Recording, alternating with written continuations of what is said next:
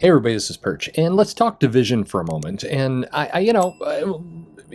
here is a case where if you stop for a moment, you can see the train wreck just happening.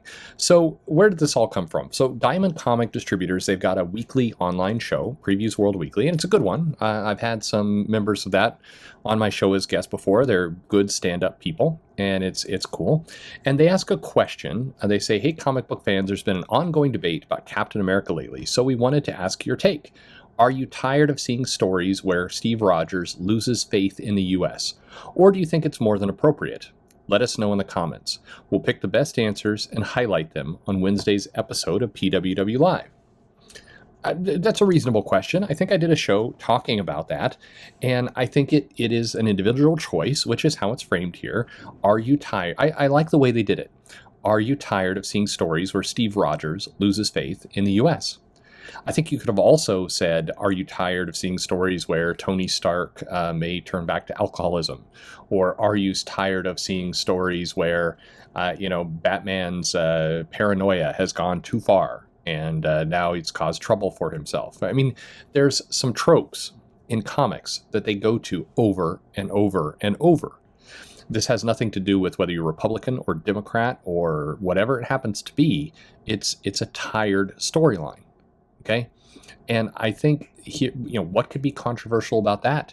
There's no pro comics, anti comics. There's no Twitter. Anybody reasonable who's intelligent can weigh in on this and make it into a thing, make it into a divisive topic. Topic is pretty easy. Are you tired of seeing a storyline that's been done many times before or not? And to be fair, the way I worded that probably is somewhat biased. So maybe the wording is perfect in the way Previews World asked, which is, are you tired of seeing stories where Steve Rogers loses faith in the U.S.? It's a yes or a no. Pretty simple, right? Why is that? Why does that have to be a challenge? Well, I don't know. Again, Old Bleeding Cool definitely makes an effort because they have been cheerfully mining the ad revenue from stupid culture wars and bringing this kind of stuff up. If you look at their articles and what hits and Google search and what's being pulled up, where they tackle culture items, be it sexism in comics or Comicsgate or people who are anti-American, that stuff does well for them. It's clickbait. It works. So they're going to keep doing it. So here's Previews World asking a basic question. Rich immediately jumps into, the comic in question, the United States of Captain America #1, didn't actually see Steve Rogers lose face in the U.S., which everyone apart from Buddy Sanders who read it would have seen. That's wholly untrue. That's a big-ass lie. And definitely the way it was worded, the way it was phrased, no, this is absolutely revisionist history, and it's stupid. But this entire topic, it highlights this division. I'm sick of the division.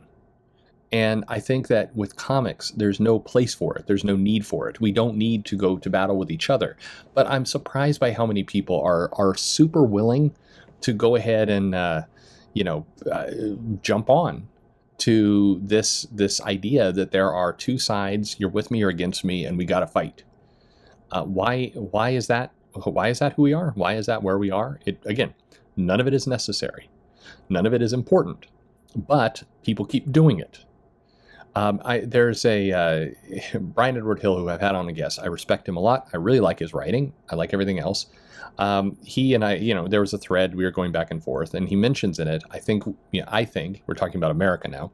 We passed this point where, we have too steep a divide. People aren't going to come together, too steep. Now we're talking about broader topics than just comics, but you could easily use it as a comic analogy. So I want to lay this, perspective for you. I have lived through different eras. I'm not ancient old, but I'm old enough that I've lived through a couple areas where people were sharply divided. I've been to other countries where people were sharply divided far greater than in the U.S. Every now and then, in fact, I was having a conversation with somebody over dinner last night as I'm traveling abroad, traveling internationally right now. Yes, that's right. This video is coming to you from my trip because I happen to have a tiny window where good internet, I can upload a video. So I'll do it. But we're talking about kind of one of the annoyances that both of us have about America. I just want to be open with you. One of the annoyances that I have, and he had as well as we were sharing, was that we all tend to believe, or a lot of people in America believe, that they're experiencing things for the first time and only them have ever experienced it.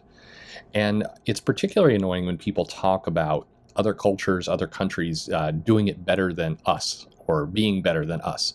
And you're seeing a lot of that right now in discussions of manga and other things. You're seeing, people are doing it better than us, but they don't necessarily know what that is. They don't know what that means. There's a new common storyline in One Piece where the comic, the manga, aggressively deals with transgender and different lifestyles. And yet I see people come and talk about how One Piece never touches on any political or social issues. That's not true. It does. It absolutely does. Now, the nuance there, the difference there is that comic is dealing with them in a more, I would say, organic way. It fits the story. It actually matches the overall, comic that they're doing. It is not a crammed in there for no apparent reason at the last minute.